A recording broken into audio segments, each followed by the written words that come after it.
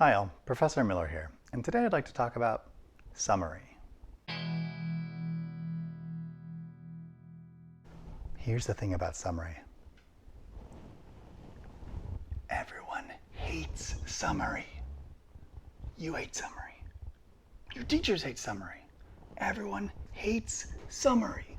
The reason everyone hates summary is because they're trained on pretty much just one kind of summary, and that is plot summary. Now, plots are in themselves normally pretty interesting. We often read books, including pretty trashy books, for the plot. But when you have to just repeat the plot, you get rid of a lot of the most interesting elements of a story, and you end up with just a sequence of events. And so it sounds something like this. This happened, and then this happened, and then this happened, and then this happened, and then this happened, and then that was the end. And it's just really dull and boring and takes away everything pleasurable about the reading and the writing experience. Teachers don't like summary either, and that's because they're tired of reading papers that come up with maybe one good, interesting idea, and instead of developing it, frame the idea by opening with a lot of summary about the story that the idea is related to, and then gradually drop the idea in, maybe at the very end of the paper after like 4 pages of summary. And so don't really do any kind of impressive thinking. And so teachers get mad about summary as well. They think it's boring and frustrating too.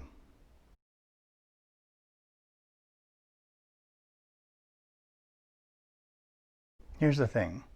Summaries are actually incredibly useful and valuable, and to learn to summarize is one of the most portable and impressive skills that you can take pretty much anywhere you go in life. It doesn't matter what kind of job you end up getting. You might not end up summarizing novels or plays or poems, but you might end up summarizing meetings or events or articles that other people didn't have time to read or attend or couldn't get access to. And so the ability to produce a summary of any kind of object rather than just a plot is an incredibly valuable skill. And so that's what we'll be working on today. To show you just how inapplicable plot summaries are to other kinds of summary, the kind of summary you might actually have to do in the real world, I like to use a little example. Say I stood you in front of a window and said, summarize what you see. Here's the boring plot summary version. At the bottom, there are some bushes that grow up pretty high, and behind them there is a wooden fence. And then up above the fence, there are some trees that are taller than the bushes.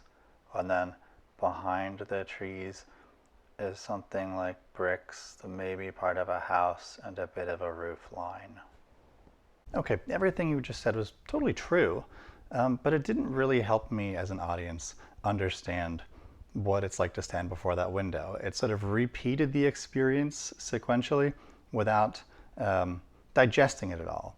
And what you're looking for as the audience of a summary is the gist of the experience, the quick takeaways, what it all amounts to. Because that's actually where the word summary comes from. It comes from the same root as sum. You're trying to sum up or add up the experience and figure out what it really amounts to in total. Let's try it again, but this time actually summarize. The window looks out onto a suburban yard. There are some overgrown bushes and a fence where one property meets the next. Some taller trees behind the fence act as a privacy hedge, screening the view of one house from another. Just above the tops of those trees, a bit of brick and the roof line of the next house can be seen. Inside the window, there's a cactus sitting on the windowsill. The window itself is white and divides the world up into quarters with its panes. And about halfway down, there are some blinds hanging that stand open and permit a partial view of the landscape. There's 2 really important things to notice about that second better summary. Thing number 1, it starts with an overall gist of the experience or object that's supposed to be summarized. It takes the individual pieces that appear in the bad summary and it combines them, synthesizes them into some kind of takeaway about the larger experience. Thing 2 that you should take away from that second better summary, it doesn't just pay attention to the content that can be seen or accessed through the window, it pays attention to the window itself and the way that the window organizes the content. The window provides a structure to the content. It makes some things visible and some things not visible. And a good summary doesn't just look at the content, it looks at the form or structure of the experience in which the content is presented. To understand better how that point could apply to, say, summarizing a text, let's actually practice this kind of summary on a literary text. Today's test text is The Cardinal, a poem featured in Bright Wings, an anthology about birds, edited by Billy Collins from Columbia University Press. The Cardinal by Henry Carlisle. Not to conform to any other color is the secret of being colorful. He shocks us when he flies, like a red verb over the snow. He sifts through the blue evenings to his roost. He is turning purple. Soon he'll be black. In the bar's dark I think of him. There are no cardinals here. Only a woman in a red dress. All right, here's the bad plot summary version of a summary of Henry Carlisle's poem. Henry Carlisle's poem, The Cardinal, starts off pointing out that the secret of being colorful is not being like other colors. Then it talks about how cardinals fly over the snow and look really red. Then it talks about how they fly through the evening and look different against the blue background. Then it talks about how a cardinal changes color from purple to black at nighttime. Then it talks about being in a bar and thinking of the cardinal. Then it talks about the fact that there are no cardinals in the bar, but there's a woman in a red dress, which is kind of like a cardinal. Wow, yeah, I guess that's true. That is a fair paraphrase of the poem that just goes from one thing in the poem to the next and strips it of everything that makes it interesting and exciting and a good work of art. You really just boiled it down to the worst parts and then took a long time to say them. That is a plot summary. Now let's try that again, but let's try by opening with some kind of synthesis of the main point or gist of the poem, and then we can get into a little bit more detail, including detail about the structure of the poem itself. In the same way that when we talked about a window, we talked not just about the view through it, but about the structure of the window itself. When we talk about the poem, we talk not just about its content, but about its structure in a good summary too. Henry Carlisle's poem, The Cardinal, uses a cardinal to think about what it means to be colorful and why being colorful is attractive. It opens with a claim or argument, namely that color is relative and that being colorful means being different from your surroundings.